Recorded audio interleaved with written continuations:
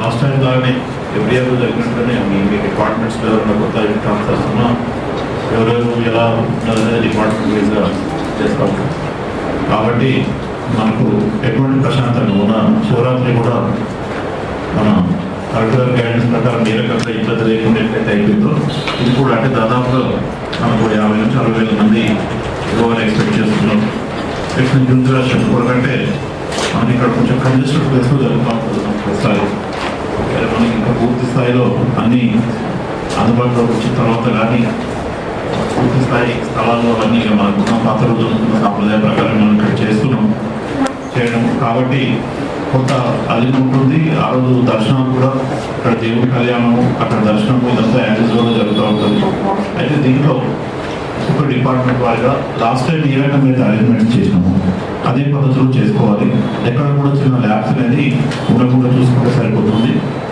ఒకటి first medical and health RDO గారి ఆధ్వర్యంలో అన్ని డిపార్ట్మెంట్ల సమన్వయ సమావేశాన్ని ఏర్పాటు చేయడం జరిగింది. ఈ సందర్భంగా విచ్చేసిన ఆర్డీఓ గారికి తర్వాత ఇతర అధికారులందరికీ కూడా జిల్లా అధికారులందరికీ కూడా ఒక స్వాగతం నమస్కారం తెలియజేసుకుంటున్నాం. ఈ యొక్క శ్రీరామనవమి ఉత్సవంతో మనకు ఏప్రిల్ ఉగాది నుంచి 6వ తారీఖు ఏప్రిల్ వరకు జరుగుతాయి. 8 రోజుల పాటు. ముఖ్యంగా మనకు భక్తులు ఎక్కువగా వచ్చేది మాత్రము శ్రీరామనవమి 6వ తారీఖు రోజు మాత్రమే భక్తులు ఎక్కువగా వచ్చే అవకాశం ఉంది. లాస్ట్ టైం మనకు భక్తులు దాదాపుగా 40,000 మంది నుంచి 50,000 మంది వరకు రావడం జరిగింది. ఈసారి కూడా మనకు మన శుభ కళ్యాణోత్సవాలు కూడా ఎప్పుడు లేనంతగా అధిక సంఖ్యలో భక్తులు కూడా వచ్చారు. కాబట్టి ఈసారి శ్రీరామనవమి కూడా మనం ఒక 50,000 మంది వరకు భక్తులు హాజరవుతారని చెప్పి మేము అంచనా వేస్తున్నాం.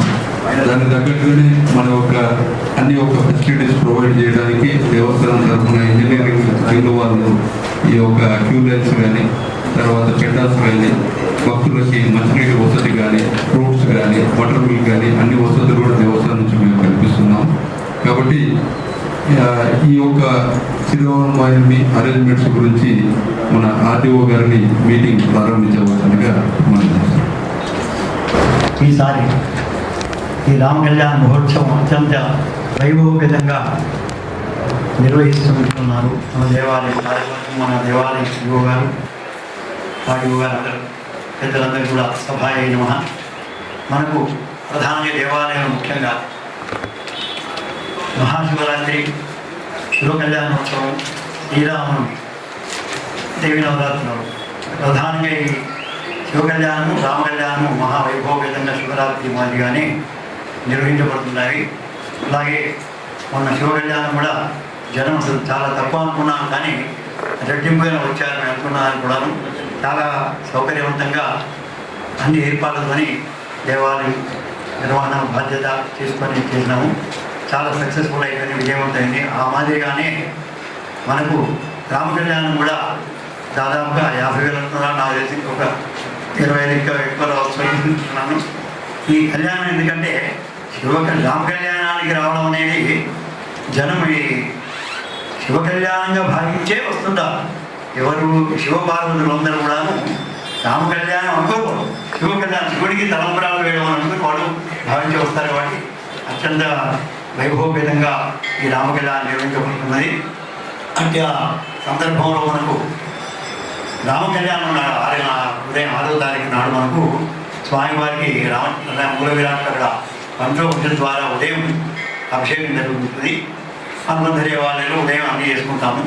ఇక్కడ రామచంద్ర స్వామివారు ఉదయం పంచోపనిషత్ ద్వారా అభిషేకం అయిన తర్వాత పుణ్యావాసనం ఆరంభించుకొని స్వామివారి మూల విరాట్కు ప్రధానంగా మేము రామ కళ్యాణం చేసుకుంటాము. అది మనకు 9:10 రోజులు సమాప్తమవుతుంది. మూల విరాట్ కళ్యాణం జరిగిన తర్వాత మనం మళ్ళీ బయట కళ్యాణం వేదిక వెళ్తాము. 10 గంటలకు ఆరంభం చేసుకొని అక్కడి నుంచి మనం తరలి పట్టువస్త్రంలోనే అన్నీ మనం పల్లకి సేవలో స్వామివారిని తీసుకొని వేదిక వస్తాం. 10:30 వరకు అక్కడ ఉంటాం. 10:30 మొదలుకొని మనం 12:30 1 గంట వరకు సమాప్తమై ఉంటాం. దాదాపు కళ్యాణోత్సవం అదైనా 1 గంట తర్వాత మేము మళ్ళీ యాగశాల వెళ్ళి పూర్ణాహుతి కార్యక్రమం సమాప్తం చేసుకొని సాయంత్రం 5 గంటలకు మన రథోత్సవ కార్యక్రమం ఉంటుంది. ఇవన్నీ కూడా మనం క్రమ పద్ధతిగా నిర్వహించుకొని తప్పకుండా స్వామి రామచంద్ర స్వామి వారికి మనం అందరం కూడా కృతార్థమై వైభవపేటటువంటి రామచంద్ర స్వామి కళ్యాణ మహోత్సవాన్ని అన్ని డిపార్ట్మెంట్ల వారిగా అందరూ సక్సెస్ఫుల్ చేసుకొని ఆ స్వామి సేవలో పాల్గొనాలని అభిప్రాయం వ్యక్తం చేస్తున్నాను. ఓం స్వస్తి.